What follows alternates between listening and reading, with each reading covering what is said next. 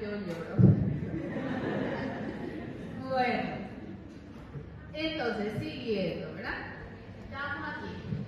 ¿Cuáles son los signos de hiperaldosteronismo? ¿Verdad? Mucha aldosterona, mucha acción sobre el receptor mineral o corticoide, vamos a tener mucho sodio, hipernatremia, se pierde mucho potasio, hipocalemia, mucho volumen intravascular, hipertensión arterial, ¿verdad? Hay una desregulación y aparte pérdida también de calcio, ¿sí? ¿Dónde? En el riñón. El riñón, por medio de la aldosterona, aumenta la pérdida de calcio, hipocalcemia, ¿verdad? Bien, entonces, cuando viene un paciente con esos signos y síntomas, nosotros decimos que hay un hiperaldosteronismo, ¿sí? Una de esas causas pueden ser hereditarias, no todas, pero una de esas pueden ser hereditarias. ¿Por qué? Porque el paciente nace sin esta enzima. Entonces vamos a tener hiperaldosteronismo a expensas del glucocorticoide. O sea que el glucocorticoide no va a convertir, el cortisol no va a convertirse en cortisona, cortisol no va a convertirse en cortisona, y el cortisol, va a unirse al receptor mineral corticoide, ¿sí? ¿Por qué no ocurre eso normalmente en nosotros? Porque tenemos esta enzima que convierte a ese cortisol, a ese glucocorticoide en cortisona, y la cortisona no tiene afinidad por este receptor, ¿sí?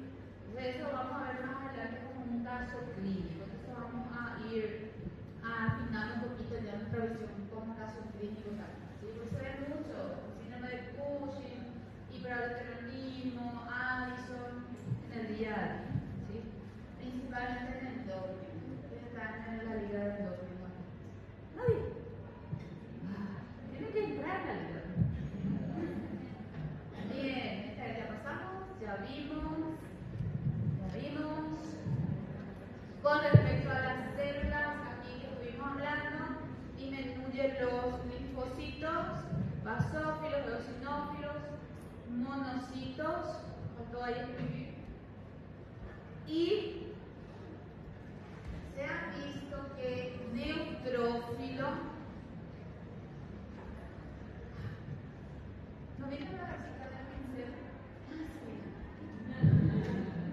¿Cómo es tu nombre? Camila. Ay,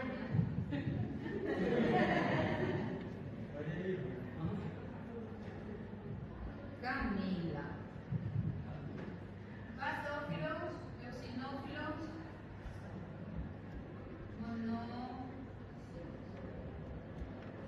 se ha visto que los neutrófilos, tenían que ser aquí, perdón, neutrófilos aumentan.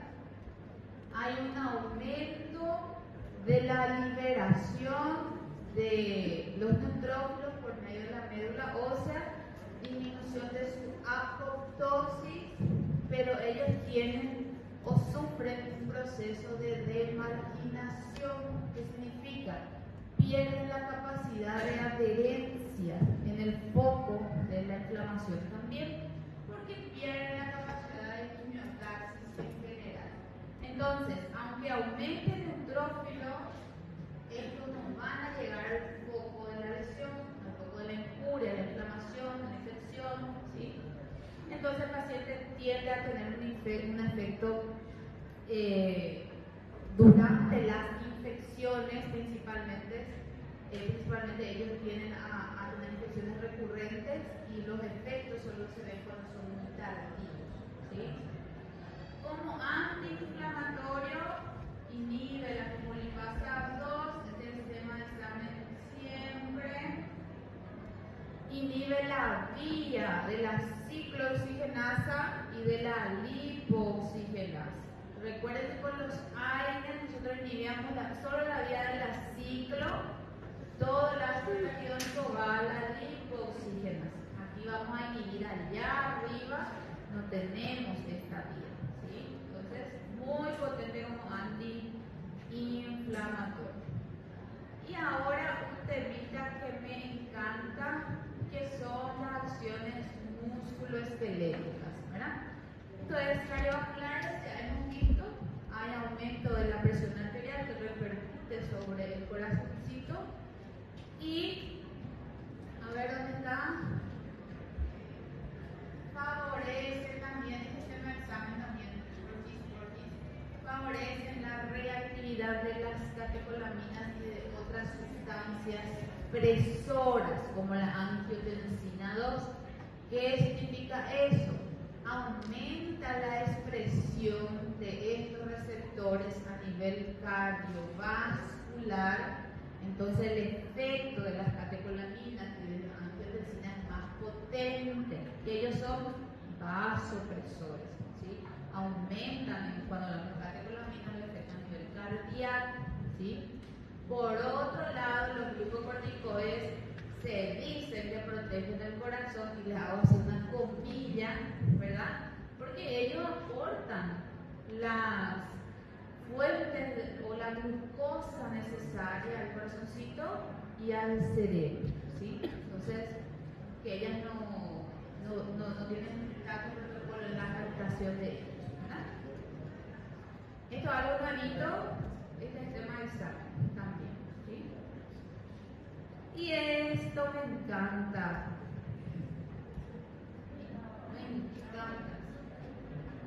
Osteoporosis. Describe brevemente el mecanismo de acción de los glucocorticoides con respecto a la osteoporosis. Primerito, disminuye la captación, absorción de calcio en el intestino. O sea que no se reabsorbe el calcio. Por segundo factor, en el riñón aumenta la excreción de calcio. Se pierde también calcio. Se está perdiendo calcio, vamos a tener nosotros una activación de una glándula muy importante, que es ¿cuál es la glándula que va a estar encargada ahí de reponer este calcio? ¿Dónde está? No está escrito. Sí, acá está la paratiroidea. Hay una hiperactividad paratiroidea. ¿Por qué? Porque se reduce la absorción de calcio en el intestino y se facilita su eliminación en el riñón. Esto hace que se active la glandulita hipertiroidea y la consiguiente estimulación osteoclástica. ¿Y qué pasa a partir de ahí? Facilitan la apoptosis de los osteoblastos y osteocitos, ¿sí? No solo inhiben la reparación ósea, sino que directo los aniquila, ¿verdad? Apoptosis, osteoblastos y osteocitos, y estimula a los osteoclastos. Entonces yo voy a retirar el calcio de aquella reserva bien cuadradita que tengo yo, que son principalmente los huesos. Entonces hay, en consecuencia, pérdida de masa ósea. ¿Puedo borrar esta parte ya?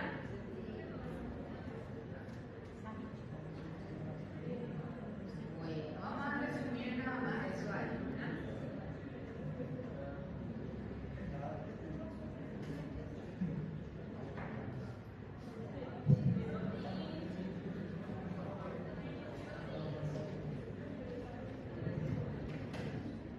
Bueno, entonces, tema de examen, sí o sí,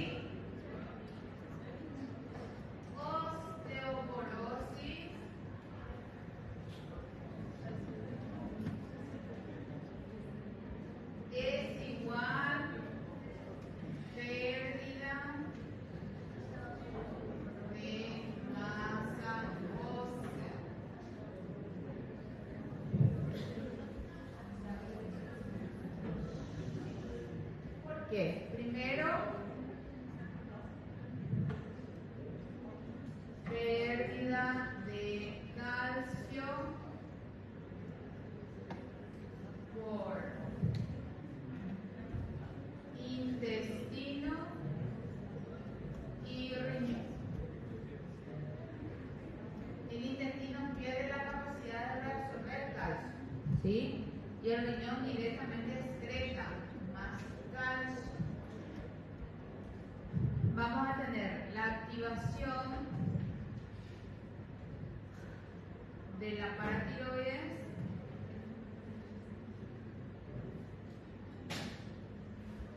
que va a activar osteoclastos. Esto suele ser tema de confusión a veces, no tienen que confundirse. Osteoclastos, inhibe osteoblastos,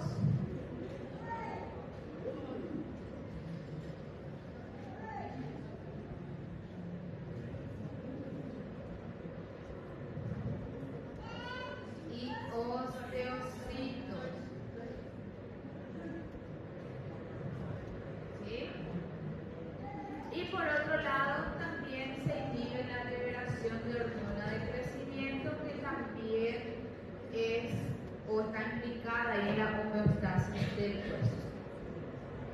En forma general, ¿qué vamos a tener nosotros con los osteoclastos? ¿Qué significa osteoclasto?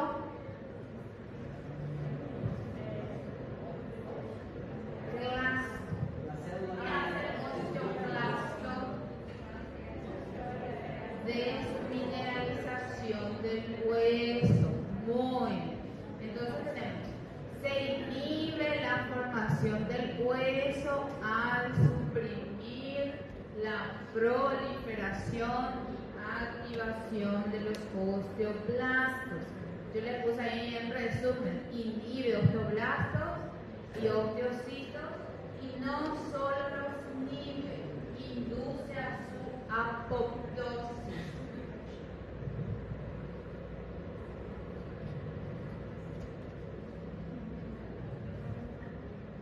Este es temísima de examen, ¿verdad? Temísima. Cuanto más dosis y más tiempo utilice el paciente, más riesgo de osteoporosis va a tener, ¿sí? Y hay que llevar en cuenta pacientes que ya son osteopédicas o tienen tendencia en dar estos medicamentos. Bien, y a nivel muscular vamos a tener debilidad, ¿por qué? Por degradación de las proteínas. Entonces, a nivel musculoesquelético tenemos osteoporosis y vamos a tener, anoten esto también es nuevo, miopatía esteroide. ¿Sí? Significa eso que es por culpa de los esteroides, del glucocorticoide. ¿Sí? Y en el sistema nervioso central dijimos que también abundan los receptores, principalmente los glucocorticoides, ¿sí? Pero también hay mineralocorticoides también. Y allí se ha visto una gran diferencia entre pacientes con Addison y pacientes con Cushing, ¿verdad?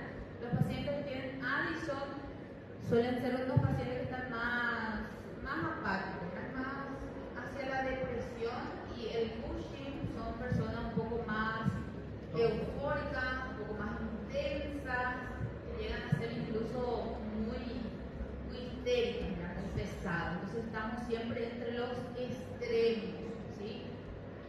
Es frecuente, dice, que la hormona mejore el humor cuando hay un aumento de ella, puede provocar euforia, puede provocar incluso insomnio, el paciente está en estado de alerta constante, se ve intranquilo, incluso va a tener una hiperactividad, ¿sí? En algunas ocasiones tenemos ansiedad, depresión y tenemos incluso ya reacciones psicóticas. El paciente con Cushing siempre es un paciente muy especial, siempre es muy especial. Y el trato es muy especial también para todos.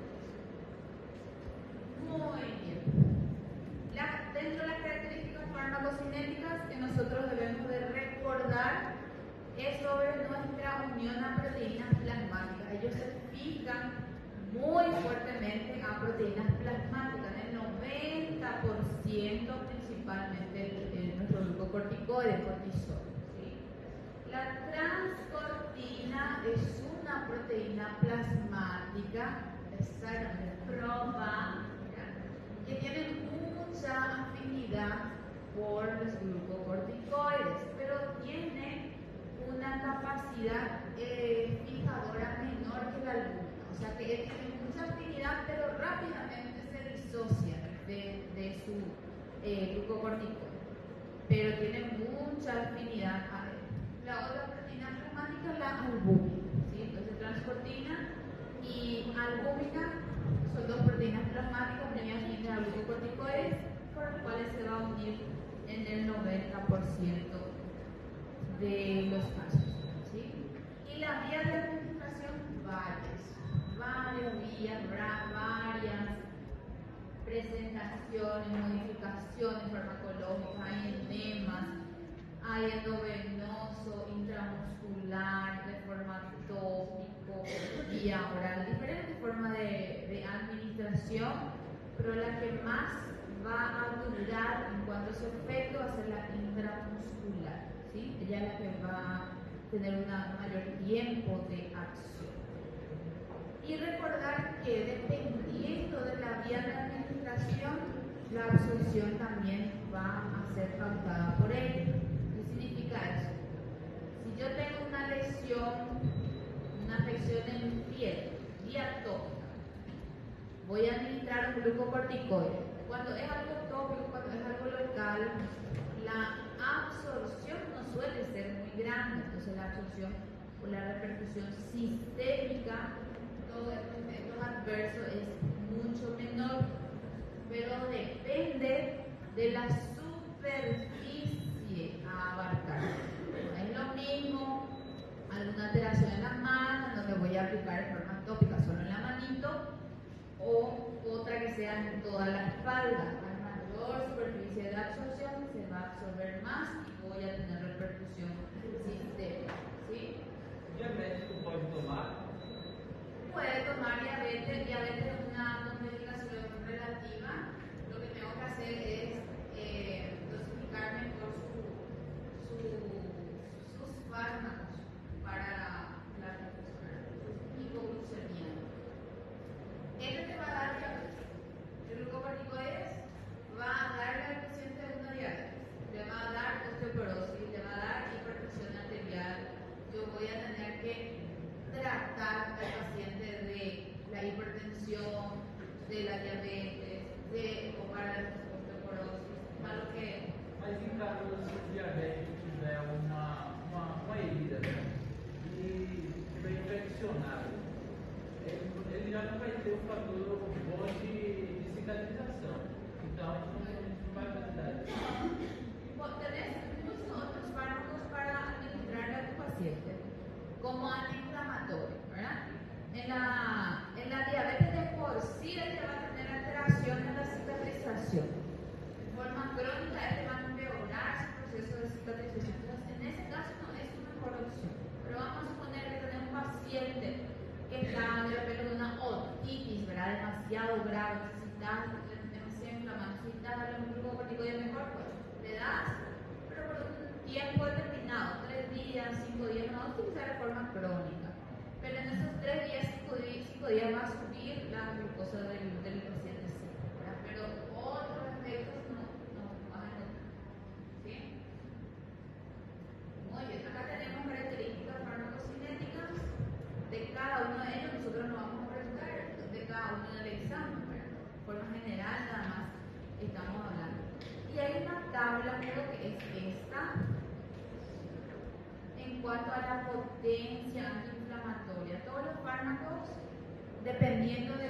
¿Recuerdan? Al principio vimos esa tabla de la potencia media, potencia baja y potencia alta, ¿verdad? Entonces, dependiendo de cuál sea el fármaco, le damos los puntajes. cuanto a su efecto antiinflamatorio, su efecto mineral corticoide de retención de agua, de sodio y agua, y la duración de su efecto. Por ejemplo, la hidrocortisona tiene una potencia de 1 como antiinflamatorio y también tiene efecto mineral corticoide. A diferencia, por ejemplo, de la beta-metasona y de esa metasona que tiene 25 de potencia como antiinflamatorio, mucho más, y no tiene efecto mineral corticoide. ¿Sí? Estos son los que duran más de 36 horas y muy potente en comparación con la hidro o con la prednisona. Ahí donde está la prednisona, 4 tiene de potencia y tiene capacidad mineral corticoide también 0.8. ¿Sí? ¿Qué significa? Que vamos a tener efecto mineral corticoide con él. ¿Sí? Muy bien, aquí está la guía de administración. Son varias. Y las reacciones adversas. Nunca debemos de retirar de forma brusca, tema de examen, un glucocorticoide cuando estamos utilizando de forma crónica. ¿Cuánto es forma crónica? 7 días, 12, crónica, parece que es mucho. 7 días. ¿Qué vamos a hacer? Desmame, el destete. Vamos a retirar de forma progresiva, lentamente, el fármaco del paciente. Nunca retiramos, ¿sí? ¿Por qué? Porque vamos a hacer una supresión de la secreción endógena con el uso de estos fármacos. ¿Sí? ¿Cómo?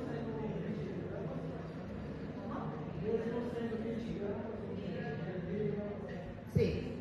Porque la dosis fisiológica normal, y te hago entre comillas, dice que es 14 a 20, ¿verdad? Pero ahí va a depender de tu fármaco, ¿sí? Hay fármacos, por ejemplo, como la dexametasona con 25, él es mucho más potente que la hidrocortisona, por ejemplo, ¿verdad? Entonces, dependiendo cuál sea el fármaco, en esos 7 días, independientemente, vos ya vas a suprimir la secreción endógena, ¿sí?